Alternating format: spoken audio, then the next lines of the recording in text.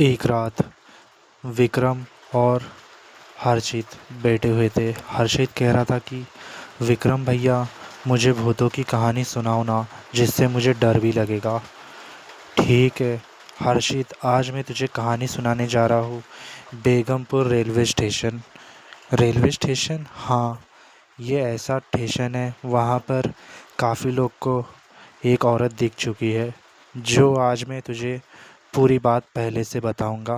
ऐसा हुआ क्या था मैं जानना चाहता हूँ विक्रम भैया। क्यों नहीं, आज मैं तुझे पूरी कहानी बताता हूँ। तो ये घटना हुई थी संदीप के साथ में। संदीप एक सादा सादा लड़का, उसके आगे पीछे कोई भी नहीं था। उसे बस रेलवे स्टेशन के यहाँ पर एक नौकरी मिली हुई थी। उसे नाइट में जॉब लगी हुई थी। उसे बस एक ऑफिस था, वहाँ पर बैठना था। रेलवे स्टेशन यानी कि ट्रेन के कितने बजे आती, कितने बजे उसे रिपोर्ट देनी थी। इसके वजह से उसका पहला ही दिन था। उसके घर में से फ़ोन आए कि तू पहुँच गया क्या नहीं, तो उसने कहा कि मैं पहुँच गया। सब कुछ बढ़िया ही चल रहा था। उसके बाद उसे एक बूढ़ा आदमी दिखाई दिया। जैसे ही वो बेगमपुर रेलवे स्टेशन के यहाँ पर पहुँचा, तो उस बूढ़े आदमी ने कहा, अच्छा तुम जॉब पर आए हो क्या? हाँ। हाँ, आपको अभी रिटायर हो गए ना? हाँ, सही कहा बेटा, मैंने भी कई साल यहाँ पर गुजार दिए। फिर संदीप ने उनसे कहा, हमने सुना है कि यहाँ पर कोई भूतनी है जो दिखाई देती है, क्या ये सच है? तो बूढ़ा आदमी कहने लगा, नहीं बेटा, इसमें मैं कुछ नहीं कह सकता, क्योंकि अब तेरे ऊपर डिपेंडेंट है। अगर मैं तुझे बोलूँगा तो बाद में उस समझ के तुझे लगेगा कि मैंने तुझे डरा दिया है। जब तक तू यहाँ पर बैठकर जॉब नहीं करता, तब तक तुझे कुछ समझ नहीं आएगा। इसके वजह से संदीप ने जो भूतनी वाली बात थी उसने हवा में उड़ा डाली वो। फिर उसने कहा, कोई दिक्कत नहीं, इतने लोग बैठे हुए हैं तो मैं क्यों नहीं बैठ सकता। तो उसने ना सोचते हुए भी रेलवे स्टेशन के ऑफिस के यहाँ पर बैठ गया। शुरू शुरू में उससे बहुत अजीब सी आवाज़ लग रही थी। उसे दो तीन आवाज़ मार उसे ट्रेन के यहाँ पर से बहुत अजीब आवाज़ आ रहा था, जैसे कि वहाँ पर कोई लड़की उसका नाम लेकर पुकार रही हो, संदीप मेरी मदद कर, संदीप मेरी मदद कर। संदीप को ऐसा लगा कि ज़रूर उसको गलतफहमी हुई है। इसके वजह से उसने कहा कि लगता है मेरे कान बज रहे हैं, यहाँ पर तो कोई भी नहीं है मेरे अलावा। उसके बाद संदीप, उसे रात भर जगना था, इसके वजह से उसने कॉफ़ी बनाना स्टार्ट कर दिया। फिर उसे एक लड़की दिखाई दी ट्रेन के यहाँ पर भागते हुए। ट्रेन बहुत फास्ट थी। वो लड़की सफ़ेद कपड़े के सफ़ेद कपड़े पहनी हुई थी और ट्रेन के पीछे भाग रही थी, लेकिन उसकी स्पीड ट्रेन से ज़्यादा थी। वो लड़की बहुत अजीब थी। उसका एक ग्राउंड और वो कपड़े वो पकड़कर वो भाग रही थी, जैसे कि उसे ट्रेन में बैठना हो। इसके वजह से संदीप ने उस जो नज़ारा देखा उसके होश उड़ गए। संदीप ने देखा तो बाहर जाकर देखा तो वहाँ पर कोई भी नहीं था। उसने कहा कि ये सब क्या हो रहा है, कहीं कुछ गड़बड़ तो नहीं? लगता है मेरा गलतफहमी हो रही है मेरे को। उसे यकीन नहीं हो रहा था कि वाकई में उसने कोई लड़की को देखा है वहाँ पर। इसके वजह से उसने सोचा कि उसकी गलतफहमी है। तो उसने ऑफिस में जाकर रिपोर्ट लिखने लगा कि कोई ट्रेन नहीं आई। उसे फिर एक ट्रेन का हॉर्न सुनाई दिया। वो वापस आकर देखा तो एक ट्रेन आ रही थी, पर ताज्जुब की ये बात थी कि उस ट्रेन में कोई भी नहीं था। ट्रेन अपने आप चल रही थी। उसने कहा कि ये सब क्या हो रहा है, कहीं कुछ गड़बड़ तो नहीं? लगता है आज कुछ ज़्यादा ही हो रहा है मेरे साथ, मैंने सोचा भी नहीं था। फिर क्या था, संदीप ने, उसके पसीने निकल गए। उसने कहा कि एक काम करता हूँ, ऑफिस के अंदर ही जाके काम करता हूँ, अगर मैं बाहर रहा तो ऐसे ही मुझे हाथ से दिखाई देंगे। तो अपने ऑफिस में गया और वहाँ पर लिखने लगा। उसके बाद उसे ऐसा लगा कि कोई रो रहा है। फिर वो वहाँ पर जाकर देखा तो वो एक औरत थी सफ़ेद कपड़े पर। तो वो कह रही थी, मेरी कोई मदद करेगा? तो संदीप उसके पास गया और कहने लगा, क्या हुआ आपको, आप रो क्यों रहे हैं? तो उसने कहा कि मैं एक लड़के से प्यार करती हूँ, उसने मुझे प्रॉमिस किया था कि हम ट्रेन से भागेंगे। वो वो तो आया नहीं, मैं यहाँ पर आ गई हूँ, मैं उसका इंतज़ार कर रही हूँ, ना जाने कब आएगा वो। फिर उसने बताया ऐसा ऐसा है। तो संदीप ने उससे कहा, अब यहाँ पर तो मेरे अलावा तो कोई भी नहीं है, कहीं उस लड़के ने मुझे धोखा तो नहीं दिया। उसके बाद वो औरत वहाँ से गायब हो गई। संदीप के रोंगटे काटने लगे, क्योंकि 2 मिनट में औरत गायब हो चुकी थी। उसे लगा कि ज़रूर कुछ ना कुछ गड़बड़ है। तो उसने कहा, ये सब क्या हो रहा है? एक काम करता हूँ, मैं किसी ना किसी को तो फ़ोन करता हूँ। जब से यहाँ पर आया हो कुछ ना कुछ दिखे ही जा रहा है। फिर क्या था, उसने बेगमपुर रेलवे स्टेशन के उसके दोस्त को फ़ोन किया और उसने बताया कि ऐसे ऐसे घटना उसके साथ हो रही है। फिर हर्षित कहता है, क्या फिर उसे कुछ सुनाई नहीं दिया? नहीं। उसने फ़ोन लगाया, फिर फ़ोन रिसीव हुआ तो फ़ोन पर कोई औरत बात कर रही थी और कह रही थी, देखो तुम्हें काम दिया है, तुम वही काम करो और तुम्हें शिकायत नहीं चाहिए।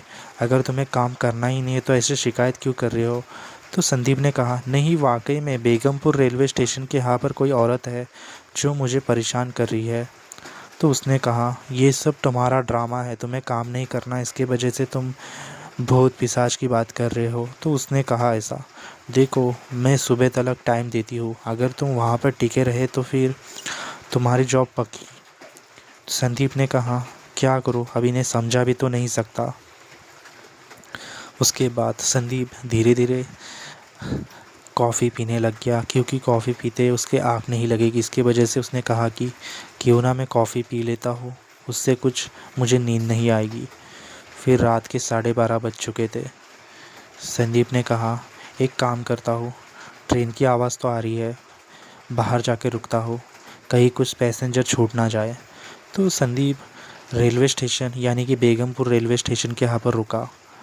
उसने देखा वहाँ पर ट्रेन आ गई थी और वो लड़की जो उसे पहले दिखी थी सफ़ेद कपड़े के ऊपर, वो ट्रेन के यहाँ पर भाग रही थी। वो इतनी तेज़ भाग रही थी कि कुछ समझ ही नहीं आ रहा था कि संदीप कहने लगा, रुको रुको रुको, लेकिन वो औरत रुकने का नाम नहीं ले रही थी। वैसा लगा कि संदीप को कि औरत वो ज़िंदा ही ना बल्कि कोई और ही है। संदीप ने उसे काफ़ी आवाज़ लगाई, फिर वो वहाँ से फिर से गायब हो गई। उसके बाद धीरे धीरे उसे सब समझ में आया कि वो सबसे बड़ी मुसीबत में फंस गया है।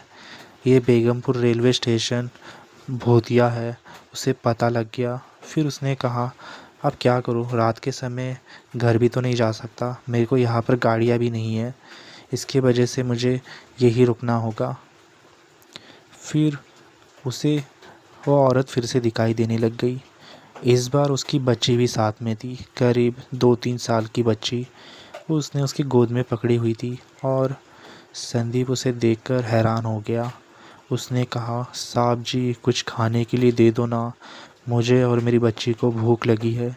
उसके बाद संदीप ने उसके टिफ़िन में से कुछ रोटियां थी वो उसे दे दी। उसे लगा कि कोई इंसान है, लेकिन वो इंसान नहीं बल्कि कोई भूतनी थी। वो जैसे ही उसने रोटी खाई और उसने कहा, तुम कौन हो और यहाँ पर क्या कर रहे हो? तो उसने कहा कि मेरा नाम संदीप है, मैं इस जगह पे जॉब कर रहा हूँ, आज मेरा पहला दिन है। तो उसने कहा, तुम्हारा आखिरी दिन भी हो सकता है। तो उसने कहा कि मैं कुछ समझा नहीं, आप मुझे साफ साफ क्यों नहीं बताते? फिर हर्षित कहता है, फिर क्या हुआ? उसके बाद संदीप ने उसका असली रूप देख लिया था।